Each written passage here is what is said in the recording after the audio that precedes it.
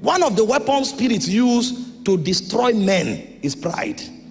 Because when you allow pride get into you, even God can't help you. Because these spirits are wise. It's a game of wisdom. The devil knows what he will do that will make God impotent in your matter. Because God himself shows up and he said if he sees pride in you, instead of helping you, he resists you. He said he resisted the proud, he giveth more grace to the humble. So when the devil wants to fight you, he will not come with a dagger. He will inject pride and he will allow it to subtly enter your soul. And when that pride enters your soul, even God that should be your helper will now resist you. And you will now discover that you are a stranger on earth. You are lonely, walking on earth, not knowing what to do. And your purpose will elude you because demons are walking here. Spirits are walking here. We must not make the mistake of assuming that the things that happen on earth are a set of coincidences. Nothing is a coincidence. Everything is deliberately orchestrated from the spirit realm. The first weapon of the devil for shutting us down from purpose is pride. When you become proud, God can't help you. And Satan will make a mess of you. There's another weapon called distraction. In 1 Kings chapter 20 verse 40, the prophet told a parable to the king. He said, my Lord gave me a servant to keep. He said, but as I was busy here and there, I lost him. You will now discover that your dream is actually not something you created. Because I will define a dream. Your dream is actually images, divinely orchestrated images, generated in your spirit to help you have a grasp of your purpose. And so if you become busy here and there, you will lose your dream. You will not understand that you thought you saw a woman, you say, ah. You thought you saw a car, oh. As you are turning up and down, your dream is eluding you. The next time you wake up, you are 80. And then you are wondering, why did I come here? They will answer you in heaven. There's a place where you get all the answers. It's in heaven. There's no answer that you will not get there. But you see, because the devil knows this, he will fire distraction into your soul. And there are many young men who are distracted. They face anything that has to do with destiny. They discover they don't have appetite for it. And from morning till night, they are roaming up and down doing nothing. And they are busy here and there. When you become busy here and there, you don't need the devil to take your vision. You will hand it over. You will lose it. It's a weapon from the demonic realm. People don't know spirits are doing overtime work here. That's why they take life for granted. The second weapon the devil uses is the weapon of distraction. If you become distracted, trust me, if they like, they should pour a drum of oil on your head. You will lose your vision. You will lose your dream. You will never fulfill it. It's in heaven they will show you the scope and the power that your life should have commanded.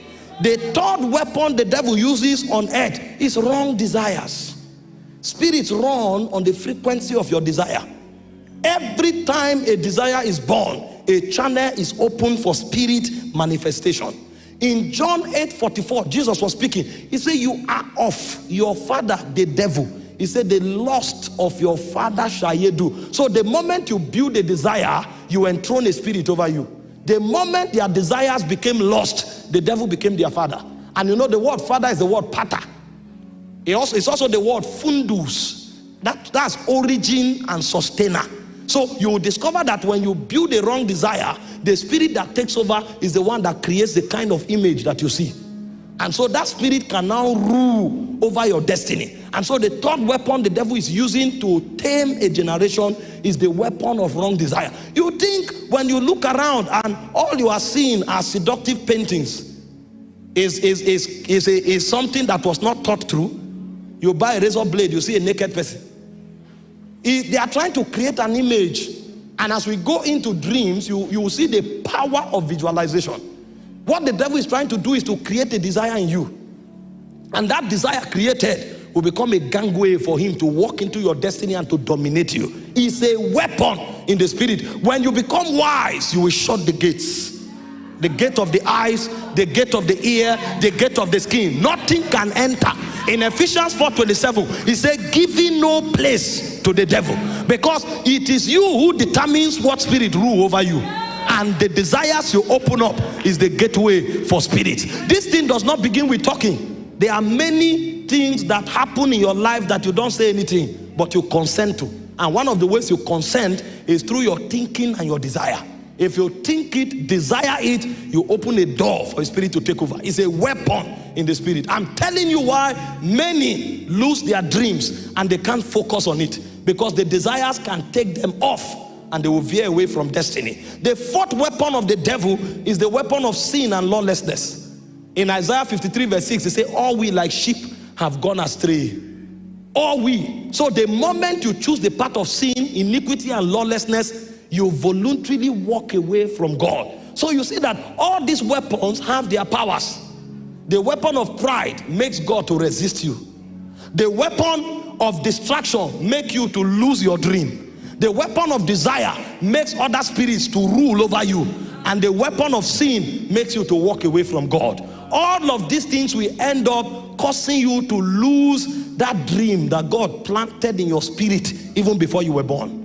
Because the things that you see while you walk on earth were built into you before you were born. He said to Jeremiah, before you were formed in your mother's womb, I knew you.